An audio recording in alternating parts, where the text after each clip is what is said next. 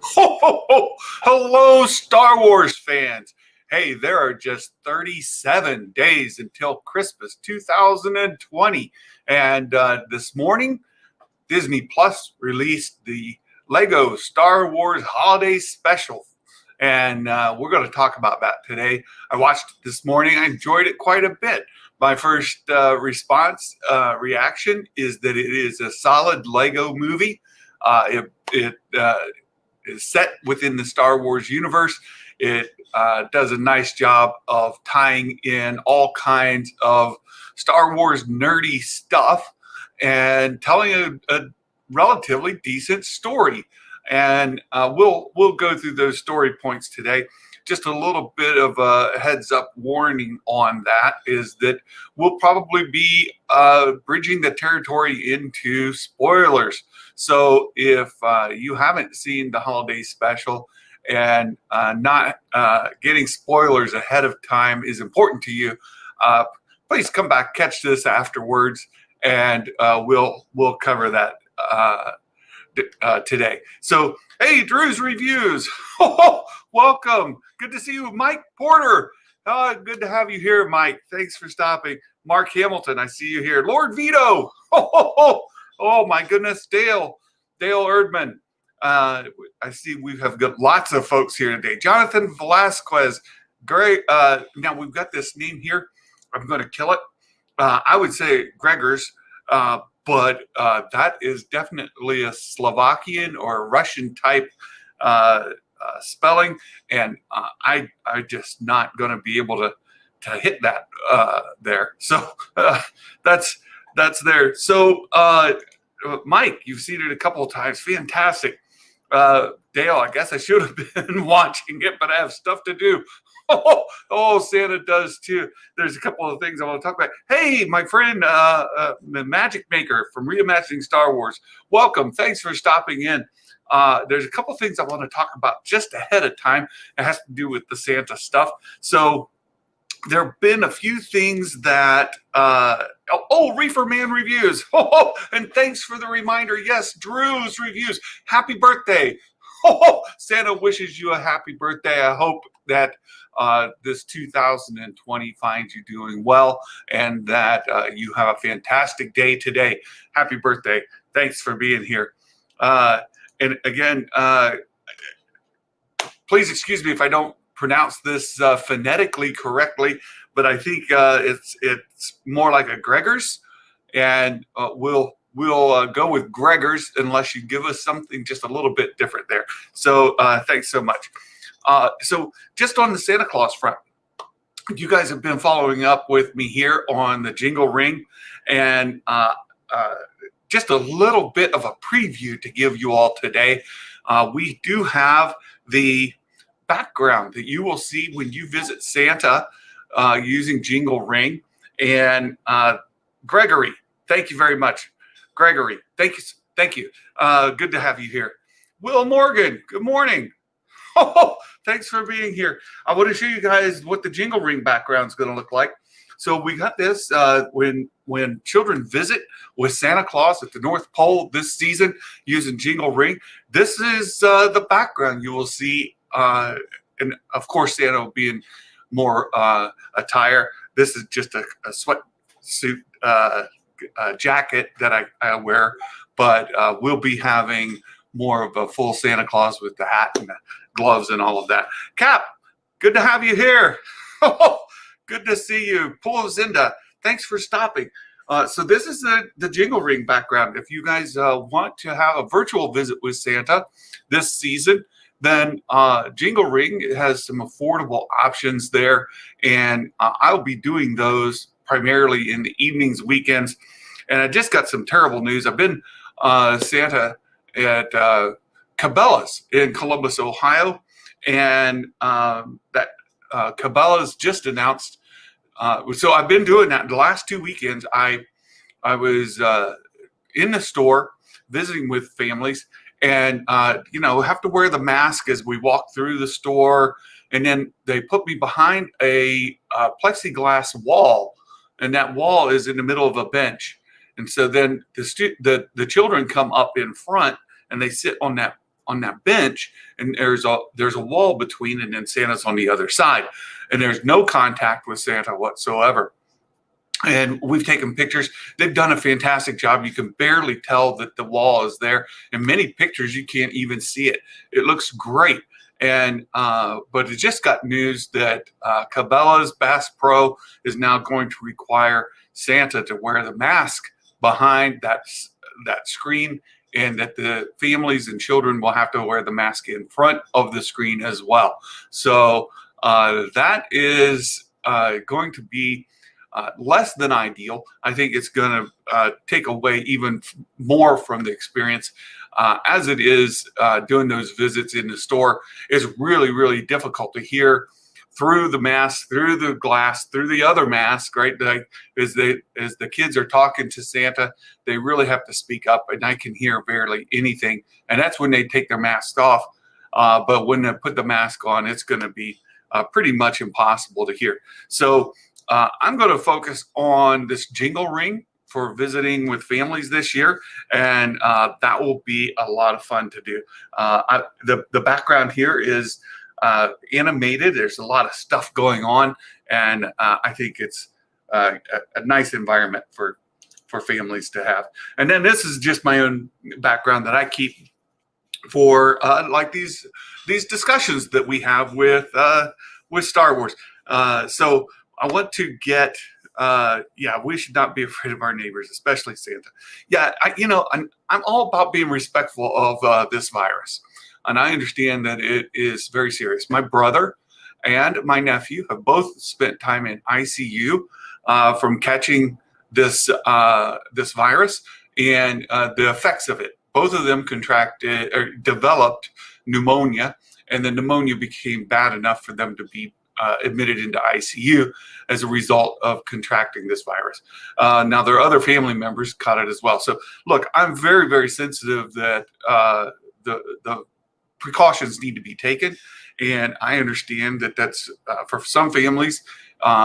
There are even higher risk factors than others, and we take that into account as well. So, I don't want to give the impression that it shouldn't be taken seriously, but at the same time, I think that it's putting a mask on behind a wall, and and for the kids in front to have to wear a mask as well is a little bit much. Hey, Trinity! Oh, I was just over there watching. It's funny you were talking about fan casting today, because I was asked yesterday, and I saw last night it came up on some Discord things about some. I think that's what happened with the whole deal with her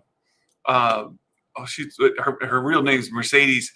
They wanted her to be Sabine, and I think what happened is people heard that that Mercedes was going to be in the Mandalorian, and they immediately then fan cast her as Sabine. I don't think that we are going to see Sabine. I know Josh at the Den of Nerds keeps saying that that the Rebels characters, Sabine, Ezra, are going to show up in the Mandalorian season 2. I do not believe so. We'll see. Santa could be wrong. Santa doesn't have inside information, but I'm just saying. For me, I have not seen anything that would lead us to believe that those Rebels live action characters have been cast, or that they will show up in this season. So, is this the Bean character in Clone Wars? Yes. So Cap, Sabine does show up in Clone Wars, and no, Sabine shows. Oh, hold on. I got to think. Sabine is primarily in the Rebels. You're going to get, she shows up in Rebels. So that's where you're gonna see her. Bo-Katan is in the Clone Wars, and specifically Bo-Katan and those folks that were with her in the Mandalorian episode 3.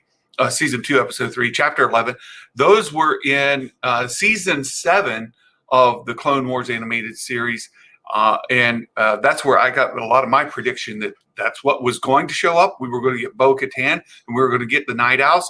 Santa was right. Oh, I'm going to keep taking victory laps on that one. Mike, you want a Mandalorian prediction? When Bo-Katan gets older, she time travels and somehow finds Earth and gets it. Oh, Mike, I thought you were going to say that she enlisted in on board a star freighter named the Galactica, and she became a pilot on the Battlestar Galactica, Bo-Katan, and she has another nickname on that show. So I thought that's where you were going with that. That was funny. Oh my goodness. Santa, take him on his bet. Oh yeah, Josh. I would love to take Josh on his bet, but Josh doesn't talk to me. Josh says he likes Santa, but Josh won't respond to email or talk to me. I know he's busy, but Santa is low on the priority list as Josh works through his day. If he would communicate with me, I would absolutely take him up on a friendly wager on that and put some stakes in it. I love Josh. I think he's doing a great job over there. But Santa is a very, very small fish that is swimming in the outer regions of the pond that Josh has dug out, and he's aware that I exist, but it doesn't go much further than that. Let's be honest. Yeah. So let's see. Do I want to? So hold on one second. I want to go back. There's some more. Oh my goodness, you guys. Thank you, Trinity. Thank you very much. I'm literally on episode 5 of Clone Wars. Oh, Cap, you enjoy it, my friend. It just gets better. Season 5 is where I think it really strode extremely well. Now, don't get me wrong. 2 and 3 and 4 are really good. But season 5 is one of those premier seasons that are just unbelievable. The way that season 5 ends, it strikes memories in many fans, and then it revisited in season 7. So season 5 and season 7 really, really are strong episodes. Some of the best Star Wars in existence. So enjoy it. Really need to finish this before The Mandalorian's over. I told my friends, other Star Wars friends who have not watched them, that it will only add depth to your enjoyment of The Mandalorian. If you're loving The Mandalorian, by no means are they required, but the more you watch them, the more depth is added. Absolutely. Will, okay, so here we go. Easter eggs. Will, he says, my evidence for Sabine is in the posters. Characters in front of graffiti-filled backgrounds. Although the first episode is a planet that like that, the other characters aren't on that planet. That's a good point. I've seen some other folks kind of dive into that graffiti, and Sabine is known for graffiti, so they could be absolutely peppering some Easter eggs in there for us. And if you guys haven't seen Will's Easter eggs videos, they're gold. They're absolutely wonderful. Will, you're killing it over there. Good job. RPG. Eddie Teddy, good to see you. Do you want another Lego Star Wars special next year? Oh, Santa would love holiday specials. They're built for Santa, and I'll tell you. So I have been visiting kids in the store. I've seen just this past Saturday we had over 80 reservations for families to visit Santa at Cabela's in Columbus, Ohio. And those 80 reservations, those kids, there's anywhere between 1 and 4 kids on average. So I saw well over 100 kids during the day. And one of the major things that I get requested are Legos. Legos. I hear it all the time. I hear it from boys and girls all day.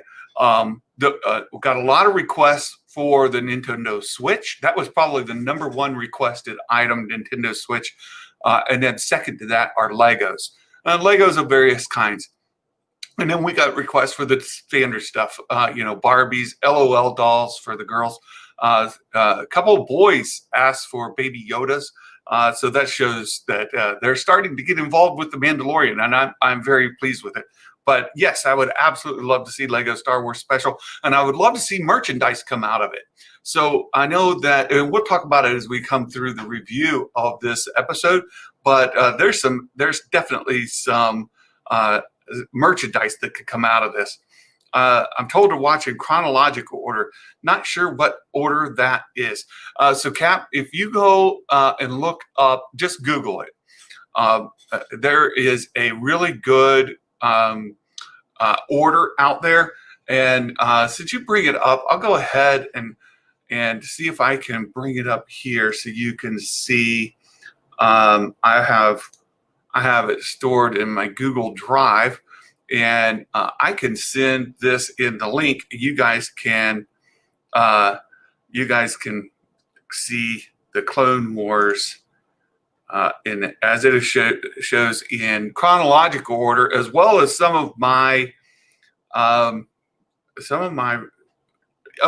a Magic Maker. Magic Maker and I did a review of the entire season or series. And let's see if I can get this to open.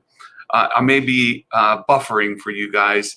I've been having some troubles today, but let's see here. Share. And I'll see if I can get a shareable link. And it looks like I'm bogging down my bandwidth. So you guys please have a little bit of get a link, copy the link. Okay, there we go. I'm going to close this and see if we get back. All right, so here's my Clone Wars outline. All right, there you go. I put that in the chat.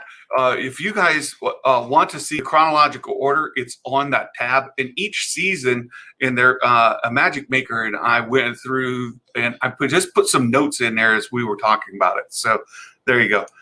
6 has the Will stuff, which is cool. It is, Mark. Season 6 of the Clone Wars really goes into a lot of the background about how Force ghosts exist and how Yoda learned of it. We get some of that. That's really good. Yeah. Apparently, Josh is now working with bigger people. Oh, thank you so much, Mike. Mike, you're beloved on all of our channels. We really appreciate you stopping in and supporting us. Okay, so you got the list. Do kids ever talk Star Wars with you when they visit? Very rarely, Mike. Star Wars, for a lot of the kids, is a little bit older than them. In the Lego Star Wars stuff is fantastic because maybe we can reach them. Most of the kids that visit me are somewhere between 5, 6, 7 years old and newborns. So parents want to bring in their newborns, get a picture with Santa. It's kind of memento of that first Christmas with the baby, and they want that picture. So I get a lot of pictures with newborns and toddlers, 1-year-old, 2-year-olds. But by the time they get up to 7, 8 years old, where they've started to become aware of Star Wars, many of them are already starting not to believe. And then by that time, their interest is in getting Nintendo Switches of video games. So I get a lot of that. Any kids ask for the Razor Crest? Next year. No, I haven't gotten any requests for that. I think Baby Yoda will have fake death this season, but not really dying this season. So RPG Eddie Teddy, I have my own Baby Yoda theory, and it's that he's not really a baby. That he's 50 years old. I believe that he's acting the part of a baby, much like we saw Yoda at 800 years old or plus pretend to be juvenile, like a 2-year-old with bad manners. So I think it's a characteristic of the species that because they're a diminutive species, that they come across very young, very weak, to put off the enemies or any potential threat to them. And then they sneak up and eat your babies. Well, let's not go there. The child eating all of those eggs. Oh, that got him in all kinds of trouble. Reefer Man, 13 minutes left. Oh, very good. We'll get into it here in a second. I'm trying to keep up here. Oh, no buffering. Good. I want a battle damaged Razor Crest. So, Will, here's the really cool thing about that HasLab Razor Crest product. Those side panels come off, and many of them. And where you see the Razor Crest in season 1, episode 2, chapter 2 of the Mandalorian, you can recreate that by removing the panels, and that looks just like that. So it's very, very good. Will, I feel like Yodas don't mature very fast. Even Yoda hasn't figured out how to talk. Oh, that's true. But here's one thing: is I think that the child actually understands more than he's letting on, and I think the child could actually speak if he wanted to, but he's not giving up his ruse yet. So that's where I am. Yeah, Will, we need more Meta Egg. Fantastic channel. All right, so you guys, I'm going to go ahead and put up the spoiler warning on here. If you have not seen this Lego holiday special, I have been going into some spoiler territory. And just so you guys know, I did have, you guys, I did get a content strike from Disney yesterday. And Russell was giving me a hard time. Wu-Tang Wells put me on the naughty list yesterday for getting a content strike. So this morning I went in, I got that content strike, and I processed the video to get it off. I trimmed it. It cut probably 60% of the video off. But today we're going to cover this a little bit differently, see if I can avoid a content strike 2 days in a row. So that's good. Another take, Disney Plus is going to start a new cooking show with the child as specialty. Frog Lady Eggnog. Oh, you guys are fantastic. You're killing it. I love it. Don't go there with Twitter baby murder sexist. Yes, it's exactly right. RPG Eddie Teddy. It's ridiculous. I seriously feel like Baby Yoda is learning. I think he's learning too, but I think that he is much more mature than he lets on. So let me go ahead and share content with you. We'll talk about my reaction or review of the Star Wars Lego, or the Lego Star Wars Holiday Special. I mentioned earlier, I thought it was a lot of fun.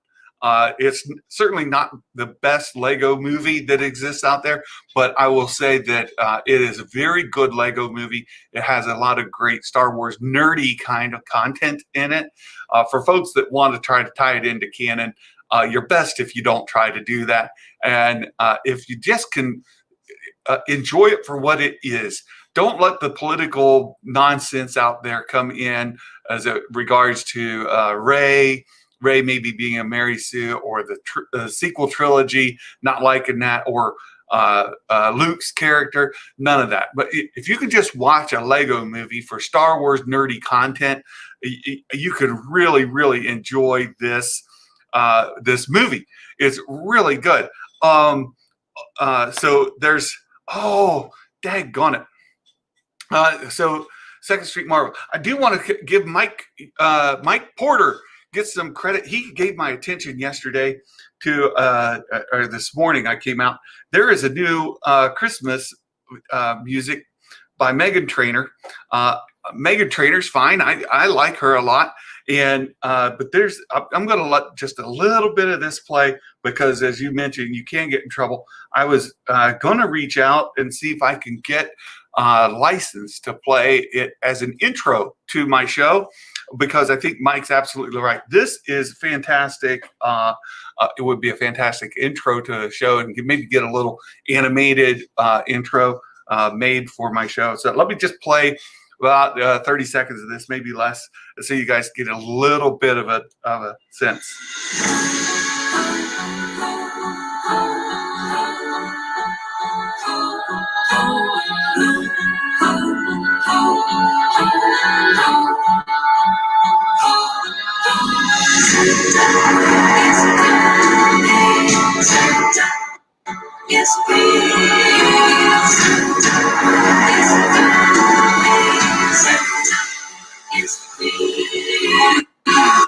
There you go. There's 30 seconds. I think that's fantastic intro music. I'm going to see what it would take to get a license to play that at the beginning. I love the heavy beat there with the Santa is real, and then I could start my show right after that. So I think it's a wonderful intro, and I'll try to follow up with that. All right. So let me see. You guys are carrying on here, and I want to make sure that I keep up. Thanks for the advice, Trinity. I'll look into it. So there, you guys are having fun, so that's good. I'm just going to let a lot of these go. It's fun, and it touches on lore through the story. RPG Eddie Teddy. I know that it's in this quasi space gray area of canon. Actually, part of it is canon, part of it is not. So it certainly is some tongue-in-cheek stuff, and there's a lot of it that just plain old couldn't be canon. So I wouldn't put it in the solid canon category, although it does have a good bit. Freeze framing portals to see if they were lost wolves making it world between worlds. Oh, good point, Mark. We'll talk about that in just a moment. Just did time the last two movie of the movie special, whatever. Oh, all right, Reefer Man, you're getting there. It's too fast and blurred to determine. We'll get there. Make it happen. I hope she. Drew's reviews. Megan Trader. She's married. She's a married woman, Drew's. So don't go there. You get in trouble. So here we go. The holiday special opens up in space like all Star Wars movies have. I thought it was a nice callback to the movies in that all of the movies start in space and they pan across and you see a planet come into focus. The same thing happens here. You get the stormtroopers floating in space. They bonk heads. There's some hilarious things that happen as it starts, and we get into opening this book. Now, this reminds me very much of those old stop motion Christmas specials, the ones with Burl Ives as the snowman. You saw him just a moment ago. Burl Ives is the snowman reading the story, and the story opens. Here we get the same kind of effect at the beginning. The story opens, and they've got these pictures on the inside that feel very much like Star Wars, right? They have a Star Wars look and feel about them. Very good, Reefer Man. No more. You've caught it. You're up to participate in the chat. Very good. I like the art in the book as they're turning the pages, and the storytelling does a nice homage back to those old holiday specials that we grew up with. And it opens with Rey training Finn, and Finn is using her lightsaber. You see the yellow blade there. You see that she's training. It's very similar to the Luke training montage when Obi-Wan was training on the Falcon with the training droid that floats around. The same sort of idea here. And Finn is having a very hard time learning, and Rey is having a very hard time teaching. And he keeps getting zapped, some funny stuff. But you see, Rey is reading from a book. She's getting all of her information from a book. She's a student of reading, and she's got her nose in the book. She's kind of ignoring Finn's state of mind, and she's just trying to get him to follow with the knowledge that comes from the books. And I think that's maybe a little bit of tongue-in-cheek on how she learned her skills from the Jedi texts. But she had training with Luke and Leia as well. But I thought that was pretty good. Let's see. I'm glad that Finn gets the spotlight for once. I've lost my mouse. There we go. Yeah, it's nice. Finn is featured, although he doesn't get to go on the adventure, which again it falls short. I'm anxious to see Finn with some competence, using the Force, using a lightsaber, and going out on adventures as a hero. I really want to see something that features Finn in a heroic kind of role, and really exploring his skills as a Jedi. But here he's very much a Padawan, very much like the initial Luke, having a lot of hard time learning. It's the only time we see Finn with a lightsaber. It is I mean, we get him in Force Awakens, holding the lightsaber there when he does battle with Kylo Ren. But yeah, we see him here. How much truth do you think was in the story? How much of this actually happens in canon? Fun to imagine. I don't think a whole lot. Megan Trainer says, need more proof. Santa's real. Santa's real. He's on the roof. He's got that. Yeah. Drink cocoa up and fly across the world just for you. Yeah. I love that. I love that, that music, Mike. Thanks for the recommendation. I'm going to see if we can use it as an intro. So we get Rey. She's failing to train Finn adequately. Finn feels dejected. She wants her lightsaber back. He hands it back to her, and you can see the expression. He's feeling really down on himself, and so she hands him a stick and says, "Hey, train with this. How about we train with this instead? It's a stick. Maybe it's more your speed, right? Like downgraded from a lightsaber to a stick. It's much like when you see Knights of the Round Table kind of stuff, and they have the squires battling in the yard with stick swords instead of real swords, and they're learning fencing techniques with a stick. Very much that case. Very much that case. And in the, let's see, what do you say, RP? And in the cave, the rise of Skywalker is a torch. Yeah. Oh, that's true. Yeah, Finn uses is the light. So here we go. So just as they finish their training, here comes Poe and the group, and they're going to host the Life Day party on board the Falcon. They've invited Chewie's family over, and he is super stoked about the holidays. Poe is he's got the sweater on there, but he is truly into the holidays, and he's wanting everybody to come over. And he's gonna host the best Life Day party there's ever been, and he starts giving duties to different people. But Rey is not feeling into the holiday atmosphere. She's really struggling with why she can't train Finn. That her training is falling short, and she's ineffective as a Jedi master. And so she goes back to the library, and she's going through the books. She meditates on them, and in the course of that, she finds evidence that says that she has to go to Cortaku, and that's where they're going to she's going to learn how to be a better Jedi master. She's going to learn how to train Finn by seeing the information that the books have told her to go get.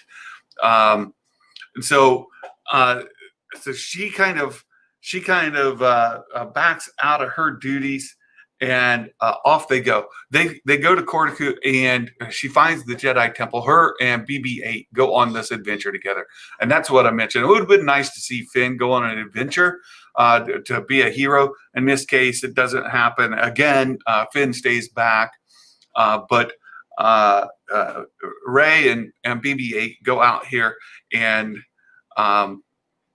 they find this Jedi Temple. Yeah, Kip Nip. They love Kip Nip. Yeah, there's a big thing about that. Two story with Rey having to struggle to train Finn is what I want to see an actual story. So the question, RPG Eddie said, how much of this is actual canon? I think Rey training Finn is actual canon, and that she may have difficulty training him could be actual canon, and that she finds this Jedi Temple could be actual canon. I'm not sure about that. Yeah, the story. Yeah, I got you. So they find this temple. She goes in, and you see her reaching up with the Force towards this object she sees embedded in the wall. This ends up being a time portal key. And so the question that that was asked, is this the world between worlds? I do not believe that it is. I don't see, we have Lothal wolves. And if you look at the world between worlds, the portals are very smooth-sided. These are not. The swirling here is different than what we see in the world between worlds. I mean, we do have a portal that's swirling. That's what's in common. But what's different is in here, we don't see into the other world that's on the other side, because it's not space. When we see her go through the portal, she actually lands like in Tatooine. She lands in a particular place. But here, and if you look in the world between worlds, when they walk up to the portal and they look in, it's actually that world is right there. So that's the case here. And so what happens in the next part is her and BB-8 go on a journey. They travel throughout all different stories. They go to, as I mentioned, they go from episode 4 and 5, 6 back to 1, 2, and 3. And along the way, they keep picking up little pieces and bits from each world and taking it with them to the next world. And it kind of picks up speed. And by the time they kind of rush through it all, there's a great big pile, and you saw this in the preview probably, there's a great big pile of character ships and whatnot that end up landing on Tatooine outside of the moisture farm where Luke is growing up. And the younger Luke, pre-Death Star 1, when he's standing there at the moisture farm, the Lars homestead. And so all of this stuff lands there, and she interacts with Luke. Her and Luke end up coming back to the cave using the key. But when they do, Darth Vader latches on with them, comes through. You end up with Darth Vader, Luke pre-Death Star 1, all right, when he's still on the Lars homestead, and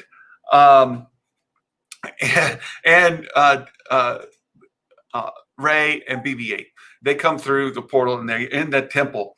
And then Darth Vader takes the key and he jumps out, and Rey dives for him, literally lands on her face. And I thought, here you go. This kind of summarizes what a lot of people are kind of focusing on, is that they portray Rey in a way where she fails. She fails a lot. She's ineffective, and she literally falls on her face in this scene.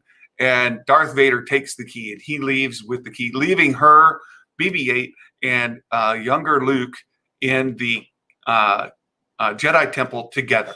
And Luke and BB-8 end up running around doing some goofy stuff, and Rey is kind of reflecting herself.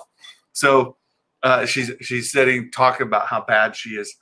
And then there's a running gag through it where pieces of the Death Star 2 keep falling off. I thought it was funny. There's several scenes of it. You can see like this big panel here just falling off.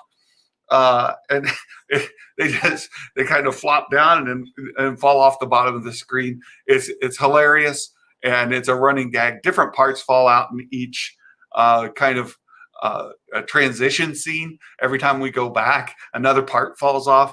It's fantastic. The humor throughout the entire episode, I thought, was really well done, very enjoyable.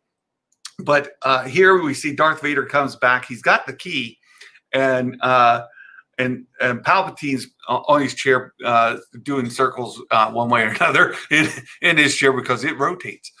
So Darth Vader comes back. Palpatine is going to use the key then, much like he was trying to get access to the world between worlds so that he could affect events.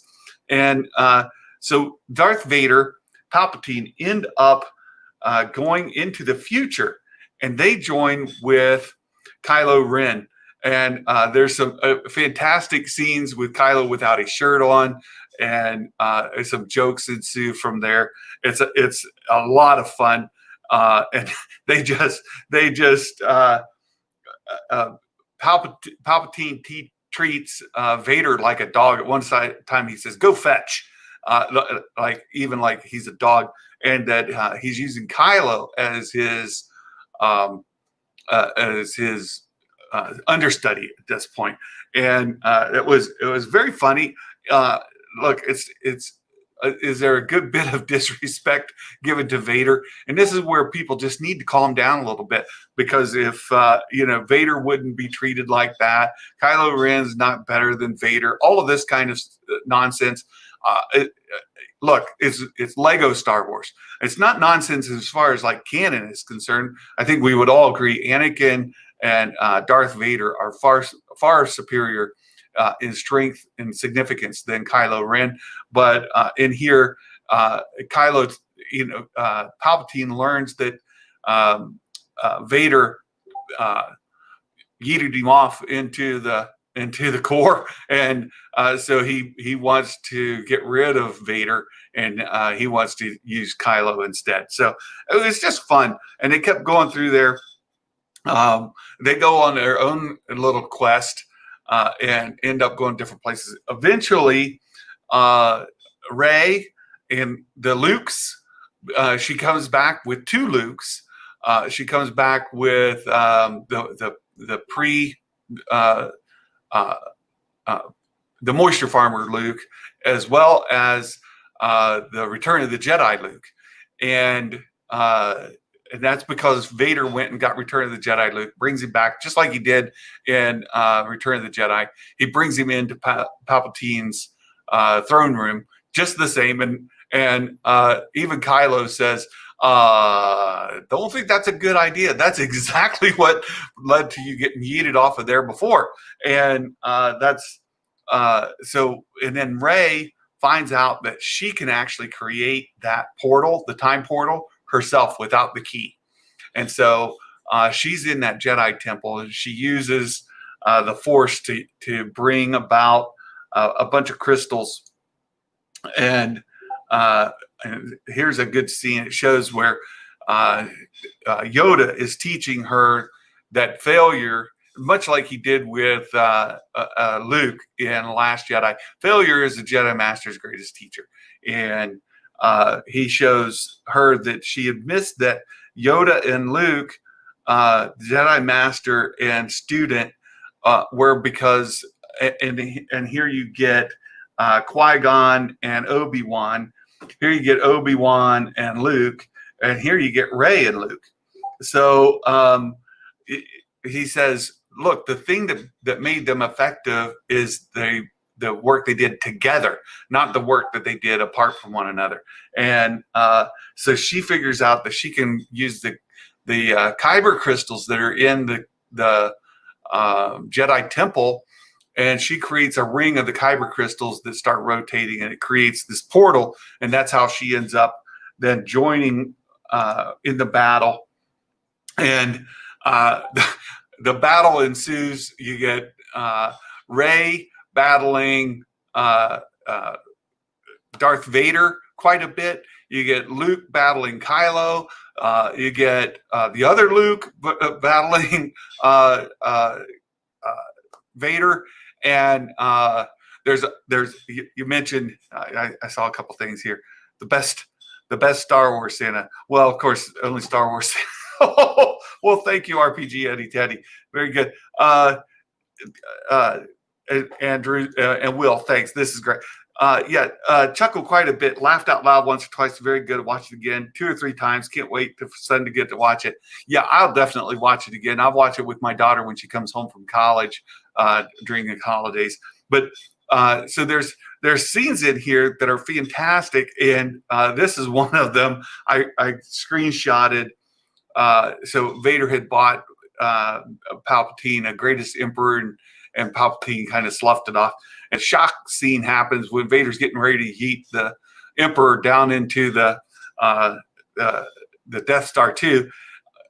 His armor comes off, and underneath the armor is this Death Star holiday sweater. It's fantastic. I thought it was hilarious, and And it was very funny. The lines, there's lines in there where and you saw one of them in the previews where Palpatine says, "Less talky, more fighty," and there's another couple times where he goes zappity, and that's when he uses the Force lightning against others. It was every time he said zappity, I chuckled. I thought it was funny. It was really, really good. And then of course it ends. Everybody's back together. Zori and Poe, they share a kiss. Rey and Finn share an embrace, and we get all of the characters. We've got some porgs there, and the show ends with them celebrating Life Day. They've got this snowfall on Kashyyyk that is very rare, and I thought it was very, very funny.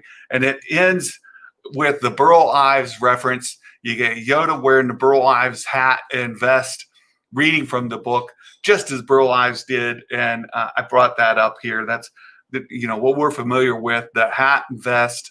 Of course, here it's green, and Yoda's was red, but you could definitely sell the plaid vest.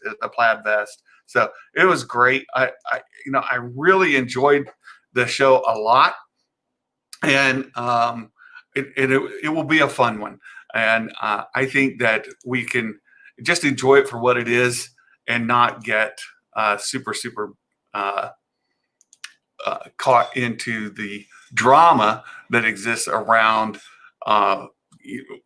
powers that people have or don't have. Doomcock's helmet is going to melt on his face when Rey says she helped blow up the Death Star. Oh my gosh. Yeah, Mark, not only that, but when she's able to create the portal by herself without the key, I imagine that's not going to be popular either. There's quite a bit of powers that Rey comes up with, and she exhibits in it that Doomcock and those types are not going to appreciate at all. And yeah, she takes credit. There's the scene at the Death Star 1 where she zaps into the X-Wing cockpit with Luke, and everything follows the movie except her and BB-8 are in the cockpit with Luke, kind of messing things up. And then you hear Obi-Wan tell Luke, use the Force, Luke. And Rey says, yeah, use the Force. And then he does. He blows up the Death Star. And as they're going, she goes, and after that, she goes, oh, I can't believe we got to see the Death Star destroyed by Luke. Oh, wait a minute. Technically, we helped destroy the Death Star. Yeah, that's gonna not land well with with certain groups. Yeah. Will Morgan, Scary, do you think this means they'll start screwing around with time in Star Wars? Is this a preview? I certainly hope not, Will. I think the World Between Worlds, it only came up that one time in Rebels. And I know that there are Reylos who really want to see World Between Worlds used to bring Ben Solo back. And while I can appreciate what they're after, they want to see the full Ben redemption arc, and redemption is an important story to tell. But in this case, I'm not a fan of using it anymore. I think it was used once, and that should be the only time it's ever used. And I don't think, when we talk again about the Lego Star Wars movie being canon, non-canon, I think Rey actually being able to create time portals using rings of kyber crystal is likely not canon. I hope that it's not canon, and I hope they don't use that. Reeferman, when they bounced through the Mandalorian scene, the music gave me chills. I was like, hell yeah. They even visited the Mandalorian scene. You saw that in the preview as well, but the music was there. The Mandalorian music, it was fantastic. The one chosen one, the Star Wars Holiday Special. Orion Watson, welcome. Thanks for stopping. Good to have you here. Reeferman, well, that's kind of what I was asking for, not just specific. If anything in this happened in their story of betraying of Finn in struggling. Yeah. I think the things that may come out of it as actual canon is that, it's possible Poe and Zori could rekindle a little bit. I don't know, but I do think Rey training Finn, and Rey struggling to train Finn could absolutely be canonized. And I think then uh, Finn growing in his power is what I hope to see coming out of it. I really do hope to see Finn start to go on heroic journeys himself, not dependent on Rey, but rather, a peer, a co-strength with Rey. That the two of them can start uh, uh, expeditions together or part, and that both of them are equally powerful. Maybe in their own ways. Maybe they have distinct powers, but I would very much like to see that. So that's my review of the Lego Star Wars Holiday Special. We went all the way through the story arc.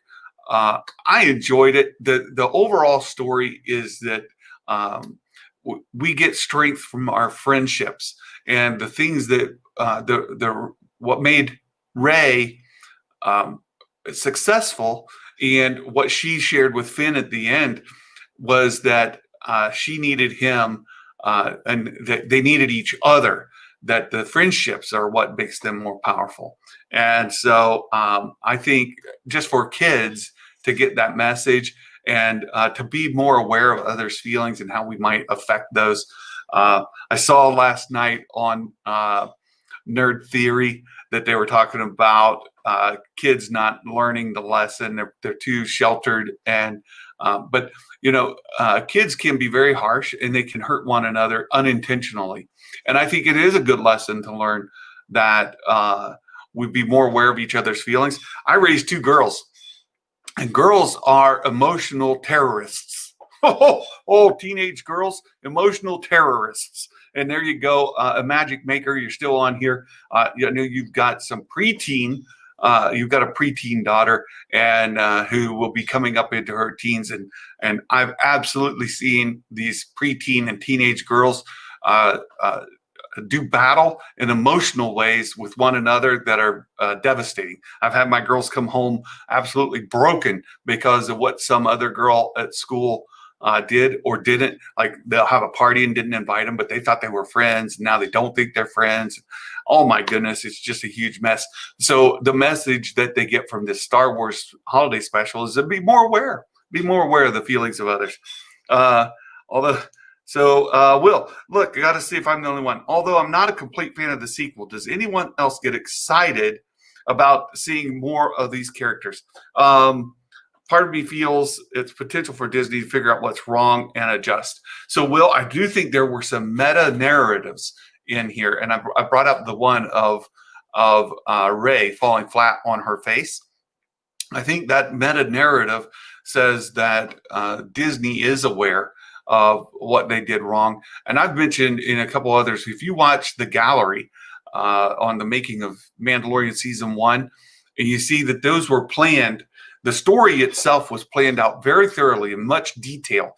And then each of the directors along the way were able to apply their craft to the episodes and put their own problem-making skills to work. And as the story needed to adjust for that episode, they made adjustments, but it fit within the overall storyline that was very, very well planned out.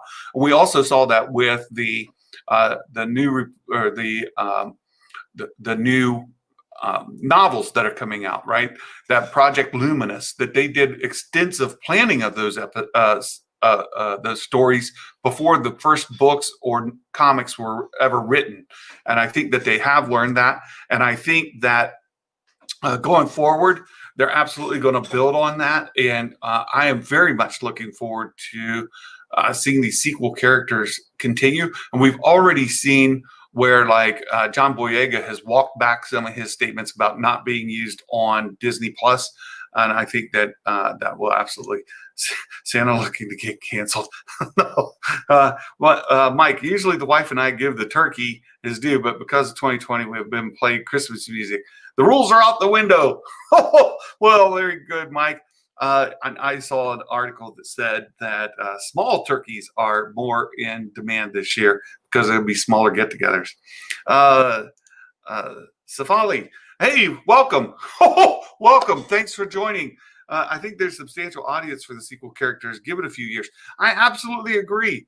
And I think that The Mandalorian is going to help. There's been the rumor out there, and it comes from where you think it would come from, that the Filoniverse, as Josh has been calling, I think that's a really good term to use, that the Filoniverse is going to rewrite the sequel trilogy, or it's going to make it non-canon, or it's going to somehow change the course of events so that the sequel trilogy didn't happen, or that it is a separate timeline or something, right? That's going to decanonize it in some ways, or it's going to at least retcon it out of existence. And Josh hasn't said that. Let's just be clear. But Josh has repeatedly said, look, the sequel trilogy exists. It is what it is. But I do think the Filoniverse, setting this timeline between Return of the Jedi and The Force Awakens, is going to help build the universe in between. And many of the objections that happen with the sequel trilogy are going to fall to the wayside. And I think it's important to also bring up that the Filoniverse is bringing in new fans. Josh mentioned it last night on Nerd Theory, that one thing that the sequel trilogy did is it brought in new fans. And a theory kind of pushed back a little bit, say, well, yeah, new movies are going to bring in new fans. And it didn't have to be those movies. It could have been different movies. It still would have built the audience. And that's true. But what's happening here with The Mandalorian and many of these spin-off series that are rumored to be coming is that it's bringing in new fans, new fans. There's many that don't know that the child is really not Baby Yoda.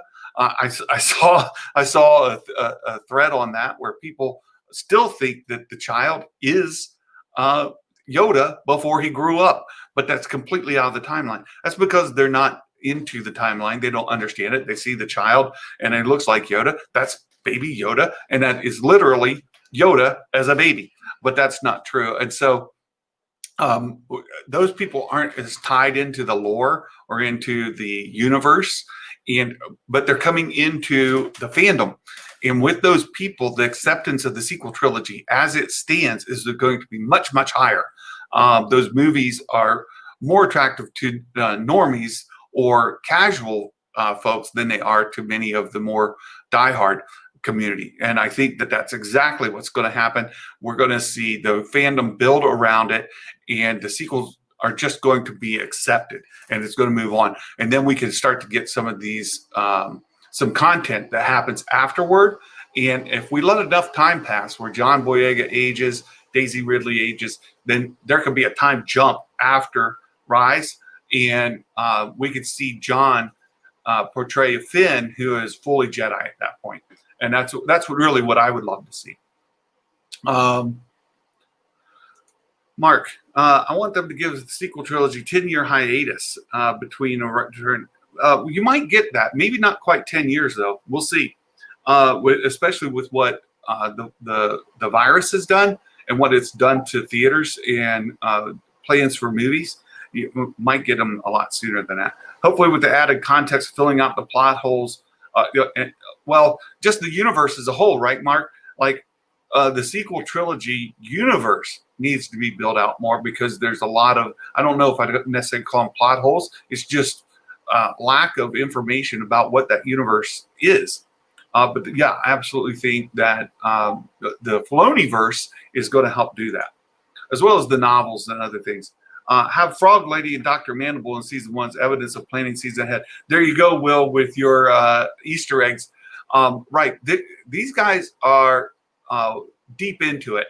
And if you haven't seen the interview that Katie Sackhoff did with Entertainment Tonight, or E! Entertainment, she did an interview that is absolutely, it's 15 minutes long, is absolutely worth watching. Katie doesn't give any spoilers away, but she's absolutely excited about the opportunity to play Bo-Katan going forward. She doesn't let us know if she already is, but she did talk about sitting with John and Dave and how deep they are into the lore, how deep they are into this story, and how well it is already outlined. So yeah, having Frog Lady and Dr. Mandible in season 1 is evidence of planning ahead. Not only that, but they're just killing it, right? They're killing it every time. And I mentioned, I think that every episode of The Mandalorian has been a home run. Some are not all the way out of the park home runs; they're just over the fence, or maybe they're an infield home run. But in every instance, I think the Mandalorian episodes have been home runs. Every single time they score, and some of them are absolutely out of the park, right? Better than you could ever imagine.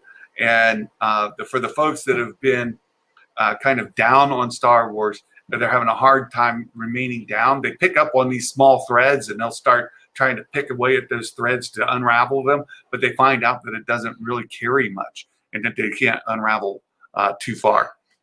So folks, thanks for joining me today. We've had a couple of new participants here today. If you haven't, please like, share, subscribe to my channel. I'm working to grow and working to represent a part of the fan base that just loves Star Wars. When we reach a community level, then I have some giveaways planned. I've got a whole collection of Star Wars toys that I want to give away, and we need to get to that community level. When we do so, we'll have some drawings, we'll give away some toys, and we'll start to go even further. And as Mark has mentioned, that HasLab Razorcraft is there. That's Thor Skywalker. Yeah, Thor is one of those talking about undoing the sequel trilogies. Thor is, I have a mixed bag with Thor. Thor is a good guy.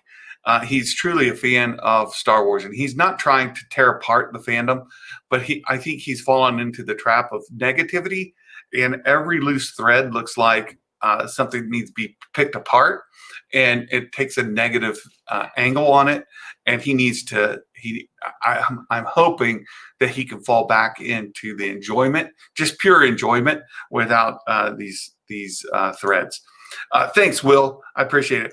More importantly, Amanda Lorraine bringing back old fans who had either walked away. Yeah, I think old fans are coming back. The Mandalorian. Yeah, it'll get a little spell correction in. Yeah, the Mandalorian is bringing back old fans that walked away, or they're just disenfranchised. Yeah, they're disenfranchised one way or another after the sequel trilogy and the prequel trilogy. By the way, I have friends of mine who have not watched the sequels, not because of what they've heard or know about the sequels, but because they dislike the prequels that much.